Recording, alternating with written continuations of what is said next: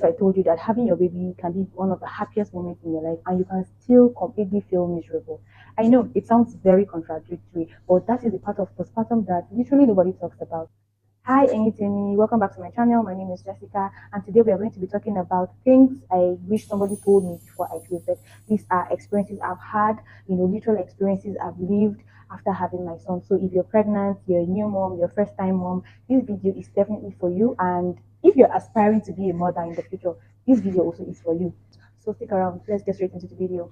When people talk about postpartum, they usually talk about the baby, how cute they are, how tiny they are, how adorable they are, and of course, all of these. Very true, very true. But there are still things I wish someone sat me down and told me about postpartum before I give birth. So these are the things we'll be discussing in this video. Please stick around. The number one thing that nobody tells you about postpartum is that you might not immediately feel the happy bubble.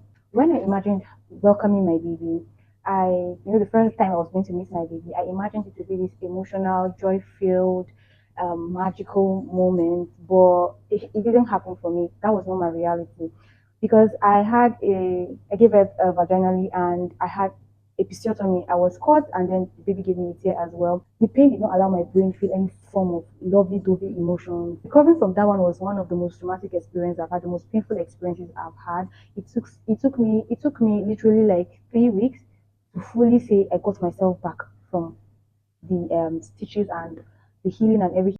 So while everybody was celebrating and everybody was filled with excitement over this, gushing over this new beautiful bouncing baby boy I'd given birth to, I was trying to survive. I was literally struggling to survive. I was trying to survive the pain I was going. And people will come and say, sorry, or you feel better. They prefer solutions, sit on hard surfaces, don't sit on the bed, a lot of other things. But that doesn't take the pain away. They say sorry and they go, they give their advices and they go, but I am still in pain. I remember feeling like everybody was in this bubble of excitement, of laughter, of celebration, while me, I was outside of the bubble looking in. You know that feeling? Down to my son's naming ceremony, I was almost like a guest. I was there, but I was actively not there. And I wish someone told me at that point that that doesn't make me a bad mother, because at some point I was feeling kind of, am I being ungrateful and all of that? But no, you're not feeling ungrateful. Sometimes it's just that your body, your physical body is hurting so much that it has to take time for your emotions to, catch up with everything that is happening. So please give yourself grace. You've gone through a lot, you're in pain. That does not make you a bad mother. That's, you're seeing your son and you're not feeling the butterflies, you're not feeling the happy emotions, does not make you less of a mother. You just need time to heal, and then there will be plenty of time to, catch up with your baby. The number two thing is that nobody tells you how much learning happens after the baby arrives. Before my son, I had read, maybe I found out I was pregnant, I was researching, I was reading, I attended my antenatal classes, I was asking questions, most of my hospital appointments, I was asking questions, I was asking people that had given birth questions. I thought I was very much prepared. Then my baby arrived. There and then I realized that motherhood is one of those jobs that you get to learn after being employed. Like you get to get the details, you get to really know what you're doing after you have been employed. On the job learning. That is what motherhood is. It's almost like nobody can fully prepare you for your own baby.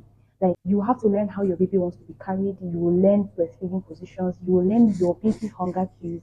You're going to get to learn a lot of things about your child. It's almost like a discovery. Every day feels like an exam that you didn't know you were going to write at all. But that too is okay. It does not necessarily mean that you're failing as a mother. It's because you're also still learning. If you think you had prepared before your child arrived, just be rest assured that you're going to unlearn, relearn some things when the baby fully arrives. Like a whole lot. A whole lot. The number three thing is nobody tells you how important communication becomes. Even before the arrival of the baby, communication is actually very important, right? Expressing yourself is expression is very important. Even in marriage, it's like if you're always hearing, learn to communicate with your partner, learn to communicate with your partner. And I think the need for communication triples after giving birth when the baby is welcomed into a family. One major mistake I think most new moms make, is trying to be strong all the time. We keep everything inside bottled up because we feel everybody, is expecting us to have it all put together. But I have come to tell you, postpartum is not a season for pretending. Mm-mm, you cannot pretend in postpartum. If you want to maintain your sanity, you cannot. You cannot afford to pretend in postpartum. The time it got a time I felt really overwhelmed and I had to speak up. It was eating me when I was battling with the episiotomy pain. It felt like I was all alone. Nobody really said me like that. And then I was beginning to get angry at my husband. I was beginning to like feel this anger towards him. Like it's almost like everybody's attention is on the child and like they are neglecting me at some point. I had to like open up and tell him that I'm going through so much, I'm in pain and all of that. I'm very sure that the man did not even know what to do or how to help me, but he listened, and because I was able to talk to him, I started feeling a bit of he became more concerned. He was like trying, being intentional with me and all of that. So you cannot afford to keep quiet. If you're overwhelmed, if breastfeeding is overwhelming you, if the people in the house that are there to support you are overwhelmed, talk to your partner. Let it out. Don't keep it in your heart. You just say no. Don't just assume that your partner or the people around that came to help you should know what you need or what to do. When I needed to sleep, I said it. When I was tired, I said it. When I'm frustrated and overwhelmed, I said it. Please do not suffer in silence because you feel people will think you are too weak. Do not suffer in silence. Nobody will know what you are carrying unless you speak up. There is no way they will just know that you are going through what you are going through if you don't say it. So if you genuinely need help, please say it. And know that it does not make you weak.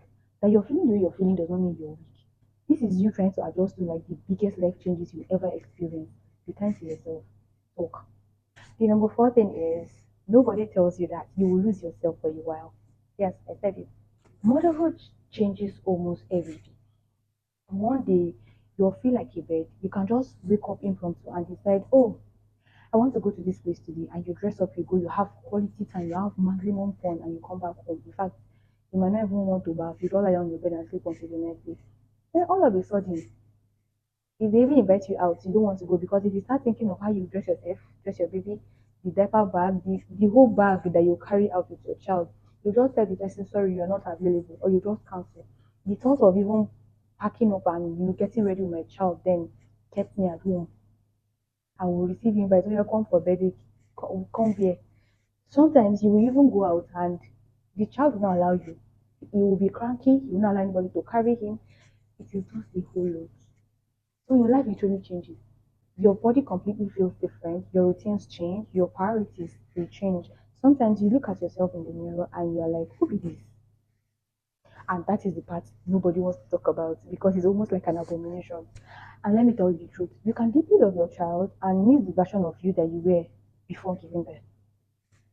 And do not be fooled. Those two feelings can actually exist. They can coexist. Missing the old you does not mean you love your child any less. It simply means that this is you learning to become someone new. Number five thing is nobody tells you that your marriage also goes through postpartum. Very few of us are prepared for what happens to our relationship when we welcome a child.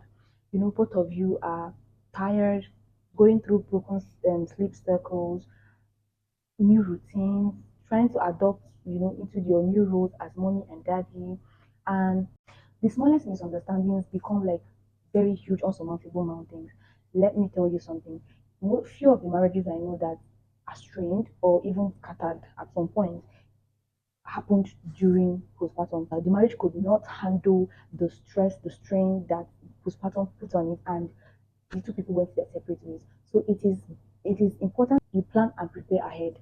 You know that okay, this thing is not child's play. Your marriage can go through a lot during postpartum. There were times that I had to remind myself that see, you and this man, people are on the same thing. You're not the opponents, you're not competing against each other, but you are one, you are in the same team. So what's the problem? At the end of the day, we are all simply two tired people like trying to figure out parenthood. You're not enemies. Learn to give each other grace, like a lot of grace, a lot of room.